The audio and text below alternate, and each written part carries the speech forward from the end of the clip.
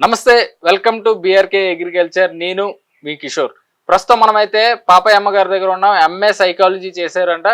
అసలు mind set ఎలా ఉంటుంది, హ్యూమన్ మైండ్ సెట్ ఎలా ఉంటుంది, పిల్లల్లో మైండ్ సెట్ ఎలా ఉంటుంది, అసలు ఇప్పుడులో అయితే చాలా మంది పెద్ద అయిన తర్వాత కూడా పెళ్లి చేసుకుని విడిపోతున్నారు. అసలు వాళ్ళు ఎందుకు విడిపోతున్నారు, వాళ్ళ మైండ్ సెట్ ఎందుకు అలా లోబడుతుంది అని ఒకసారి ఆవిడని అడిగి తెలుసుకుందాం. నమస్కారం అమ్మ. నమస్తే. మీ పేరు? నా పేరు పాపాయమ్మ కడియాల. కడియాల. సో మీరు ఎంత చదువుకున్నారమ్మా? మీ క్వాలిఫికేషన్ ఏంటి? నా క్వాలిఫికేషన్ బేసిక్గా నేను బిఎస్సి మ్యాథ్స్ ఫిజిక్స్ కెమిస్ట్రీ. నేను బిఎస్సి మ్యాథ్స్ ఫిజిక్స్ కెమిస్ట్రీ నా బిఎస్సి అయిపోగానే నాకు తిరుపతిలో ఎస్వి ఆర్ట్స్ కాలేజీలో ఫిజిక్స్ డెమోన్స్ట్రేటర్గా జాబ్ వచ్చింది. తర్వాత ఎంఎస్సి ఫిజిక్స్ అక్కడ చదువుకోవచ్చని వెళ్ళిపోయాను. ఇక్కడ ఆంధ్ర యూనివర్సిటీలో మ్యాథ్స్ ఎంఎస్సి అవన్నీ వచ్చినాయి. గుంటూరులో బిఈడి అవన్నీ వదిలేసి జాబ్కి వెళ్ళిపోయాను. జాబ్కి వెళ్ళిపోయి అక్కడ 2 years చేసిన తర్వాత మ్యారేజ్ చేసి మా అన్నయ్య హైదరాబాద్ తీసుకొచ్చాడు. ఇక్కడ రాగానే నాకు Hindustan cables underground telephone cables అన్నమాట. Hindustan cables government undertaking, government company. Quality control department లో క్వాలిటీ కంట్రోల్ ఇన్స్పెక్టర్స్ కోసం 2 years physical laboratory experience, BSc MPC qualification కావాలని నోటిఫికేషన్ పడింది. 1973 జూన్లో పెళ్ళయింది. జూలైలో నోటిఫికేషన్ వచ్చింది. అప్లై చేసేప్పటికి నేను ఒక్కదాన్నే వాళ్ళు చెప్పిన క్వాలిఫికేషన్కి సూట్ అయింది. నేను ఒక్కదాన్నే అప్లికేషన్ వచ్చింది. నాకు జాబ్ వచ్చింది. ఇక్కడ జూన్లో పెళ్ళైతే ఆగస్టులో జాబ్లో చేరిపోయాను. అక్కడ ఒక 28 years, ఇక్కడ తిరుపతిలో 2 years, ఇక్కడ 28 years, టోటల్ 30 years సర్వీస్ పుట్టప్ చేశాను. నేను 19 years కంప్లీట్ అయ్యేపటికి బిఎస్సి అయిపోయి తిరుపతిలో జాబ్ వచ్చింది నాకు. 19 + 49 30 years సర్వీస్ పుట్టప్ చేసి వాలంటరీ రిటైర్మెంట్ తీసుకున్నాం. అప్పుడు హిందుస్థాన్ కేబుల్స్ డిజిన్వెస్ట్మెంట్కి వెళ్ళిపోతుంది, మనకి శాలరీస్ రావు, విఆర్ఎస్ పెట్టేయాలి అని మా ఆఫీసర్స్ అసోసియేషన్ వాళ్ళు చెప్తే మేము ఆఫీసర్గా క్వాలిటీ కంట్రోల్ మేనేజర్గా వాలంటరీ రిటైర్మెంట్ తీసుకున్నాను. మీరు ఎంఏ సైకాలజీ ఎప్పుడు చేశారు? అదే ఎంఏ సైకాలజీ ఎప్పుడు చేశానంటే ఇప్పుడు అక్కడ వాలంటరీ రిటైర్మెంట్ తీసేసుకున్నాం కదా, టెక్నికల్ మేనేజర్గా వాలంటరీ రిటైర్మెంట్ తీసుకున్న తర్వాత అప్పటికే నా పిల్లలిద్దరికి పెళ్ళి అయిపోయింది. నాకు ఒక అబ్బాయి అమ్మాయి. మా పిల్లలిద్దరికి పెళ్ళి అయిపోయి ఇద్దరు అమెరికాలో వెళ్ళిపోయారు. మా వారు యాస్బెస్టాస్లో పనిచేసేవారు. ఆయన రిటైర్ అయిపోయారు. నేను ఒక్కడిని ఉంటున్నాను, నాకు తోచట్లేదు, నువ్వు కూడా పెట్టాయి అంటే నేను పెట్టేసా. నాకు ఇంకా 10 years ఉంది, 50 to 60 కదా, ఇంకా 10 years నేను జాబ్ చేసుకోవచ్చు. నేను పెట్టేసా. ఇంకా నాకు ఏం తోచలేదు, ఏం చేయాలంటే మా అబ్బాయి నువ్వేం చేయాలనుకున్నావో చేయలేని అన్ని చేసేయమ్మా, ఇప్పుడు నువ్వు మాకు సంపాదించి పెట్టక్కర్లేదు, మేము సంపాదించుకుంటున్నాం కదా. మా బాబుకు మంచి జాబ్ వచ్చింది, ఎంటెక్ కంప్యూటర్స్, బిట్స్ రాంచి అన్నమాట. మా అమ్మాయి మా అల్లుడు అందరు సెటిల్ అయిపోయారు. మా అమ్మాయి ఎంఎస్ బయోటెక్నాలజీ, మా అల్లుడు MS hardware electronics, MS electronics. అందరూ అంటే ఇంకా నాకు చదువు అంటే ఇష్టం. నేను ఎప్పుడు చదువుతూనే ఉంటా. జాబ్లో చేరిన తర్వాత కూడా చదువుకున్నా. క్వాలిటీ కంట్రోల్ డిపార్ట్మెంట్లో ఉన్నప్పుడు స్టాటిస్టికల్ క్వాలిటీ కంట్రోల్ అని కలకత్తా వాళ్ళు వచ్చి పెడితే అది చేశాను. క్వాలిటీ డిపార్ట్మెంట్కి ఉపయోగం అన్నమాట. ఇప్పుడు జనాభా లెక్కలు అవన్నీ గ్రాఫ్ గీయడం అవన్నీ ఉంటాయి కదా, అలా క్వాలిటీ కంట్రోల్లో కూడా అవన్నీ గ్రాఫులు గీయడం అన్నీ ఉంటాయి స్టాటిస్టికల్. ఆ డిప్లొమా ఒకటి చేశాను వెళ్ళి పిల్లలతో పాటు. తర్వాత PG diploma in planning central యూనివర్సిటీకి వెళ్ళి చేశాను. ప్లానింగ్ డిపార్ట్మెంట్లో ఉండగా దానికి నాకు 2 increments వచ్చింది. అలా ఎప్పుడు ఏదో ఒక చదువుతూనే ఉంటాను. చదువు అంటే ఇష్టం అని ఇంకా ఇప్పుడు ఎంఏ సైకాలజీ చదవాలని మొదలుపెట్టి వాలంటరీ రిటైర్మెంట్ తీసుకున్న తర్వాత ఎంఏ సైకాలజీ అన్నామలై యూనివర్సిటీ పేపర్లో చూసి అప్లై చేసి వచ్చిన తర్వాత అది చదివాను. అది yearly one month 15 days Annamalai వెళ్ళాలి. అక్కడ వెళ్ళి అక్కడ ప్రాక్టికల్స్ 15 days ప్రాక్టికల్స్ ఉంటాయి. ఏ రోజు ప్రాక్టికల్ ఆ రోజు రాసేసుకుని చివరి 15 days తర్వాత ప్రాక్టికల్ ఎగ్జామ్ ఉంటది. అది రాసేసి వచ్చి థియరీ ఇక్కడే రాయొచ్చు. అంటే ఇప్పుడు మీరు హ్యూమన్ మెంటాలిటీ పైన స్టడీ చేస్తారు. హ్యూమన్ మెంటాలిటీ సైకాలజీ ఎంఏ అంటే హ్యూమన్ సైకాలజీ అంతా వస్తుంది దాంట్లో. ఓకే, అంతా మెంటల్లీ డిస్టర్బ్ డిస్టర్బ్ అయ్యే వాళ్ళు ఉంటారు, ఏ ఫోబియోలు ఉండే వాళ్ళు ఉంటారు, అన్ని రకాలు వస్తాయి అందులో అది చదివితే. అంటే ఎక్కువగా ఫోబియాకి సంబంధించినవి కూడా ఉంటదండి. ఎందుకంటే ఫోబియా ఉంటది. ఈ రోజుల్లో చూసుకుంటే ప్రతి ఒక్కరు ప్రతి దానికి భయపడతారు. కొంతమందికి పరీక్షలు అంటే భయం, అదొక ఫోబియో. కొంతమందికి బళ్ళు అంటే భయం, అదొక ఫోబియో. కొంతమందికి తలిపేసేనా లేదా అని పదే పదే చూసుకుంటారు, అలాంటిది ఒక మాట్లాడుకోవడం. అలాంటివన్నీ అవి ఫోబియోల కిందే వస్తాయి. అవి అంత డేంజర్ కాదు కానీ కొంచెం మెంటల్లీ బాగా డిస్టర్బ్ అయిపోయి కొంచెం మేము సైకాలజిస్ట్ ఇవన్నీ చేసి నేను ఇంకా ఆ ఎంఏ సైకాలజీ తర్వాత family counselling, family and marriage counselling కోటి ఉమెన్స్ కాలేజ్కి వెళ్ళి చదివాను 1 year. తర్వాత మంచి ఒక 30 మంది ఉన్నాము. 30 మందిలో నాకు సెకండ్ వచ్చింది డిస్టింక్షన్. 79 first, 78 second. అది అయిపోయిన తర్వాత ఫ్యామిలీ అండ్ హెల్త్ కౌన్సిలింగ్ అది తిరుపతి మహిళా యూనివర్సిటీలో పెడితే అక్కడికి వెళ్ళి చదివా. అంటే అక్కడ రోజు వెళ్ళక్కర్లేదు, 1 month వెళ్తే. అంతకుముందు నేను ఎలాగో అక్కడ ఉన్నాను 2 years. మహిళా యూనివర్సిటీలోనే క్వార్టర్స్ ఉండేవి మాకు, టెన్మెంట్స్ అని లెక్చరర్ కి. నాకు అదంతా తెలుసు. వెళ్ళి అక్కడ 1 month ఉండి చదువుకొచ్చా. ఇంకొకటి పిల్లలకి ఐక్యూ టెస్టింగ్, వాళ్ళ తెలివితేటలు ఎంత వరకు ఉన్నాయి, మెంటల్లీ రిటార్డెడ్ పిల్లలు ఉంటారు కదా, వాళ్ళకి ఐక్యూ ఎంత ఉంది, వాళ్ళకి స్కూల్కి వెళ్ళి చదువుకునే కెపాసిటీ ఉందా, ఐక్యూ 50% ఉందా, 30% ఉందా, వాళ్ళు మోడరేట్ రిటార్డెడ్, సీరియస్ రిటార్డ్, అలా వాళ్ళకి చేయడానికి ఐక్యూ టెస్టింగ్ అని ఉంటుంది. అది national institute of mentally handicapped Balanagar లో ఉంది, సెంట్రల్ గవర్నమెంట్.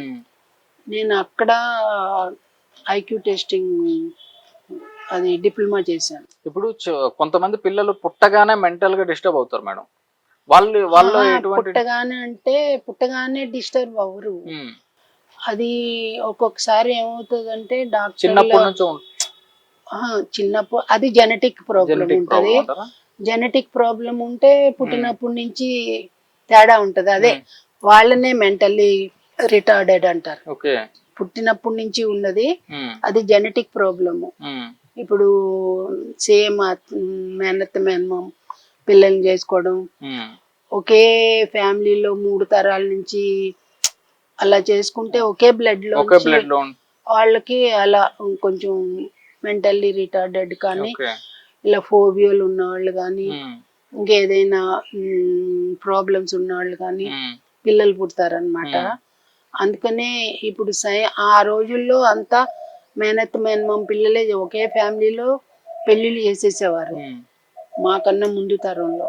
ఇప్పుడు మేము కొంచెం పెద్దవాళ్ళు అయ్యి అలా చేసుకోవడం వచ్చిన తర్వాత చేసుకుంటే ఇలా వస్తుంది, ప్రాబ్లమ్స్ వస్తున్నాయని మాకు తెలుసు కనుక మేము తెలిసినంత వరకు మేము ఆపేవాళ్ళం. ఎడ్యుకేటెడ్ పర్సన్స్ కనుక మీరు కొంచెం ఆపేవాళ్ళం కొంతమందిని. ఇట్లా చేసుకుంటే తర్వాత పిల్లలే అలా ప్రాబ్లమాటిక్ గా పుడితే వీళ్ళకి జీవితం అంతా ప్రాబ్లమే కదా. అందుకని అలా ఆపేవాళ్ళం అన్నమాట. అవన్నీ అయిన తర్వాత నేను పంజగుట్ట సాయిబాబా గుడికి వెళ్ళి ఫ్రీ కౌన్సిలింగ్ ఇచ్చేదాన్ని అందరికి. స్టూడెంట్స్ వచ్చేవారు, ఫ్యామిలీ హస్బెండ్స్ రారనుకో, వైఫ్లు వాళ్ళ హస్బెండ్ వల్ల బాధపడే వైఫ్లు వచ్చేవారు.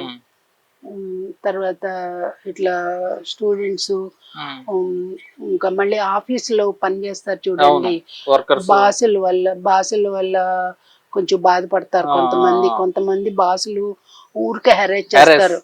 హెరాస్మెంట్ చేస్తారు. అట్లాంటి వాళ్ళు చాలా మంది వచ్చేవారు అక్కడికి. స్టూడెంట్స్ వచ్చేవారు, మేము ఎంత చదివినా మర్చిపోతున్నాము, మాకు ఎగ్జామ్ అంటే భయం వేస్తుంది, చెయ్యి వణుకుతుంది. వాళ్ళకి ఎలాంటి సందేహాలు ఇచ్చేవాళ్ళు? మీరు మెంటల్ గా ట్రీట్మెంట్ చేసేవాళ్ళ? మెంటల్ ఇవ్వకూడదు, మేము ఓన్లీ కౌన్సిలింగ్ ఇవ్వగలం. మంచి మాటలు చెప్పగలం. మంచి మాటలు ఇన్ ద సెన్స్ వాళ్ళు ఎలా చేసుకుంటే వాళ్ళు బాగుపడతారు.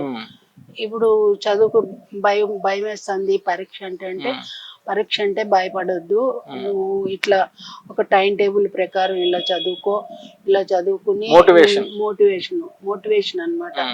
ఇలా చదువుకుంటే ఎగ్జామ్ వెళ్ళే ముందు నువ్వు చదివిని అన్ని రాసుకో, రికలెక్ట్ చేసుకో, ఒక పావు గంట ముందు వదిలేయి పుస్తకం అక్కడ మర్చిపోతున్నావు, పావు గంట ముందు ఏం చదవద్దు, నువ్వు చదివిని మాత్రం రికలెక్ట్ చేసుకో, నువ్వు హ్యాపీగా ఎగ్జామ్కి వెళ్ళు, నువ్వు ఎంత సంతోషంగా ఉంటే నువ్వు పరీక్ష అంత బాగా రాయగలవు, నీకు ఇప్పుడు చదివిని కాకుండా ఎప్పుడో చదివిని కూడా గుర్తొస్తాయి, అలా రాయొచ్చు అని చెప్పేదాన్ని. అది నా చిన్నప్పుడు నేను చదువుకున్నప్పుడే నేను అలా చేసేదాన్ని. 7th 8th నేను ఎప్పుడు ఎగ్జామ్ అంటే నవ్వుతూనే వెళ్ళేదాన్ని ఎగ్జామ్కి. మా ఫ్రెండ్ అనేది, బాబాయ్ మేము ఎగ్జామ్ అని భయపడి చేస్తా అంటే నువ్వేంటే బాబు ఎప్పుడు నవ్వుతూ ఉంటావు అంటే, నవ్వుతూ ఉంటేనే బాగా రాయగలం పరీక్ష అనేదాన్ని. ఇప్పుడు స్కూల్లో టీచర్ చెప్పని కూడా గుర్తొస్తాయి. మనం క్లియర్ మైండ్ తో వెళ్తే, భయపడకుండా వెళ్తే ఆ క్వశ్చన్ బట్టి మనకి ఆ కాంటెక్స్ట్ గుర్తొస్తుంది. స్కూల్లో టీచర్ చెప్పిని మనకు గుర్తొస్తాయి, దాన్ని బట్టి రాసిస్తే మనకి మంచి మార్కులు వస్తాయి. మేడం ఇప్పుడు అంటే మెంటల్ గా చిన్నప్పటి నుంచి డిస్టర్బ్ అవ్వకుండానే పెళ్లి చేసి, అంటే కొంచెం జాబ్ చేసి పెళ్లి చేసుకున్న తర్వాత వైఫ్ అండ్ హస్బెండ్ ఒక 2 years తర్వాత విడిపోతారు. అంటే వాళ్ళు మెంటల్ గా డిస్టర్బ్ అవ్వడం వల్ల అంటారా, లేకపోతే? అదే ఇప్పుడు ఏంటంటే చిన్న చిన్న ప్రాబ్లమ్స్ కే పెద్ద పెద్ద ప్రాబ్లమ్స్ చేసేసుకుంటున్నారు ఇప్పుడు వాళ్ళు. సపోజ్ నేను చెప్తా వినండి, మొన్ననే నా దగ్గరకు ఒక జంట వచ్చారు. ఆ పాప ఏమంటదంటే, నేను తీసుకెళ్ళమని అడిగితే కానీ తీసుకెళ్ళడు, తనంతటి తను ఎక్కడికి తీసుకెళ్ళడు, నేను ఎక్స్పెక్ట్ చేస్తా తీసుకెళ్తాడేమోనని, తీసుకెళ్ళడు, తీసుకెళ్ళమంటే తీసుకెళ్తాడు.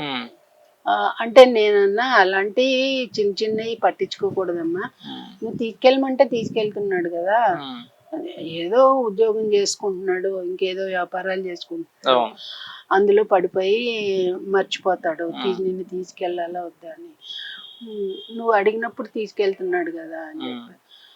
అలాగా చిన్న చిన్న ప్రాబ్లమ్స్ పెద్ద పెద్ద ప్రాబ్లమ్స్ గా చేసుకుని డైవర్సులు తీసేసుకుంటున్నారు. అదే అబ్బాయిలు కూడా ఈ రోజుల్లో బాగా వండి పెట్టట్లేదు, బాగా వండదు. ఆ అబ్బాయి కంప్లైంట్ ఏంటంటే ఆ వంట బాగా చెయ్యదు.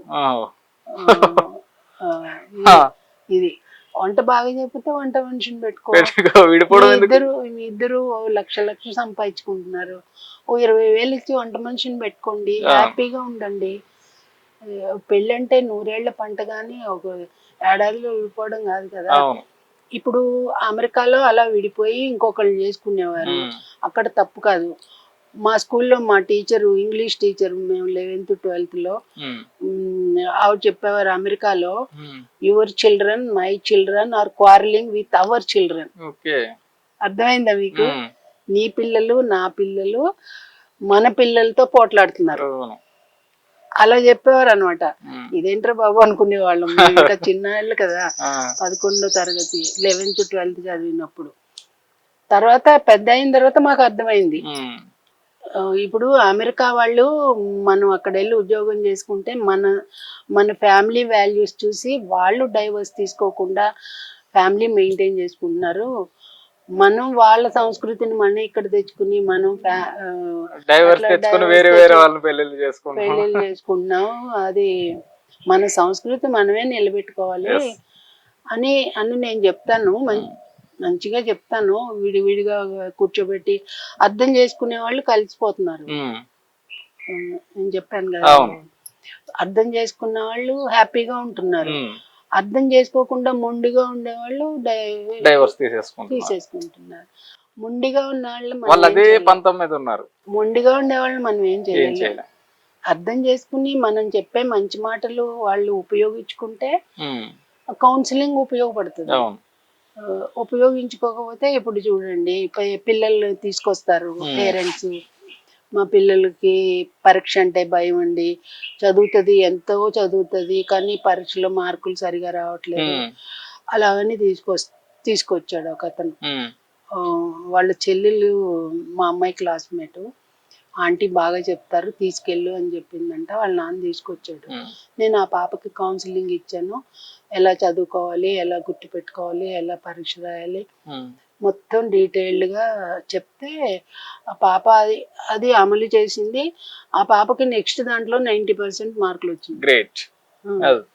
అలా ఇప్పుడు మనం చెప్పింది గుర్తుపెట్టుకుని వాళ్ళు అమలు చేస్తే ఇప్పుడు కౌన్సిలింగ్ చాలా ఉపయోగపడుతుంది. చాలా ఇప్పుడు చాలా మంది పిల్లలు మెంటల్ గా డిస్టర్బ్ అవుతున్నారు ప్రతి చిన్న విషయానికి. చిన్న విషయానికే పరీక్ష పోతే ప్రాణం తీసుకుంటున్నారు. పరీక్ష జీవిత పరమావధి కాదు కదా, అది ఆ తర్వాత మనకి ఎంతో జీవితం ఉంటది. ఇప్పుడు 16-17 ఏళ్ళకి జీవితం తీసుకుంటే ఇంకేముంది. మాకు తెలిసిన అమ్మాయి సీఏ పరీక్ష పోయిందని ప్రాణం తీసుకుంది. ఇప్పుడు ఇంకొకసారి రాస్తే 3 పరీక్షలు ఉన్నాయి, ఇంకొకసారి రాస్తే అయిపోయేది. అలాంటిది ఆ అమ్మాయి ప్రాణం తీసుకుంది. వాళ్ళ అమ్మ నాన్న జీవితం అంతా బాధపడతారు కదా. అది ఆలోచించాలి, అందరూ ఆలోచించి అలా చెయ్యకూడదని అనుకోవాలి. ఆ పరీక్ష ఒక్కటే పరమావధి కాదు, అది చదవకపోయినా ఇంకేమన్నా చేసుకోవచ్చు. బోల్డన్ని అవకాశాలు ఉంటాయి మనిషికి, బోల్డన్ని అవకాశాలు ఉంటాయి, ఏదైనా చేసుకోవచ్చు. షాప్ పెట్టుకోవచ్చు, ఇంకేదైనా చేయొచ్చు, ఎన్నో అవకాశాలు ఉంటాయి. పరీక్ష ఫెయిల్ అయ్యారని ఎవ్వరూ ప్రాణం తీసుకోవద్దు, తల్లిదండ్రులను బాధ పెట్టద్దు దయచేసి అని నేను చాలా మందికి చెప్పాను. గ్రేట్. ఒక థ్యాంక్స్ అమ్మా, మంచి మంచి విషయాలు మాకైతే చెప్పారు. మీ మాటలు విని చాలా మంది ప్రేక్షకులు కూడా మారే అవకాశాలు ఉన్నాయి. అవును, ఎవ్వరూ ప్రాణం తీసుకోవద్దు పరీక్ష పోయిందని. మళ్ళీ రాయొచ్చు, అవకాశం ఉంటే రాయొచ్చు, రాయకపోయినా ఇంకో ఫీల్డ్కి వెళ్ళిపోవచ్చు. అవును.